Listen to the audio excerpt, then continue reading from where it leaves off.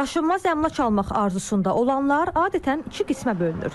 Bina yaxud həyət evi. Seçimini həyət evlərindən edənlər indi daha az pul xərcləyirlər.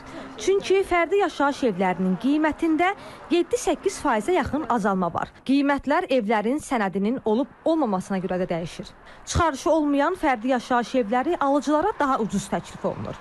Xırdalan Masazır ərazisində başlayır evlər 20-25-30 min civarından üzü yuxarı gedir. 350-400 min manata qədər də var. Sənədlərindən asılıdır, tikilinin kvadratından asılıdır, təmirindən asılıdır. 30 minə Xırdalanda satılan mənzil təbii ki, Masazırda 25 mindir, 23 mindir. 1-2 otaqlı evlər. Yəni 3 otaqlı evlər 35 min manatdan başlayır, üzü yuxarı. O da yenə də təmirindən asılıdır, kvadratından asılıdır. Binəqədi Biləcəri də demək olar ki, eyni qiymətlərdir həyət evlərində. Orada düzdür, bahalı həyətlər də var, hansı ki sənədləri qaydasındadır.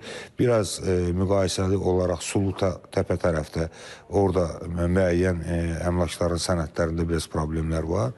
O sənədləri problemli olan evlərin qiymətləri aşağıdır. Ötən ilin oktyabrından sənədsiz torpaqlarda tikilən evlərə kommunal xidmətlərin göstərilməsi dayandırılıb.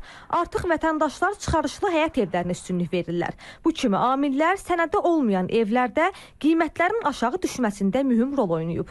Vətəndaşlar qeydiyyat və digər problemlərə görə sənədsiz fərdi həyət evlərindən imtina edərək çıxarışlı fərdi evlərindən üst tuturlar. Son 3 ildə satılan daşınmaz əmlakların 70%-ə qədəri müxtəlif növ kreditli şərtlərlə satılıb, ipoteka, bank daxili və digər kreditli şərtlərlə, lakin hər hansısa bir əmlakın kreditli şərtlərlə satıla bilməsi üçün mütləq şəkildə onun çıxarışı tələb olunur.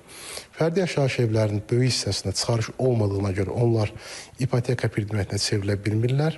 O baxımdan tələbatın azalması müşahidə olunur. Mütəxəssislərin fikrincə, fərdi həyət evləri çıxarışla təmin olunarsa, bu bazarda vəziyyətin dəyişməsi ilə nəticələnəcək. Əmlak bazarında fərdi yaşayış evlərinə tələbat artacaq ki, bu da öz növbəsində qiymətlərdən yan keçməyəcək.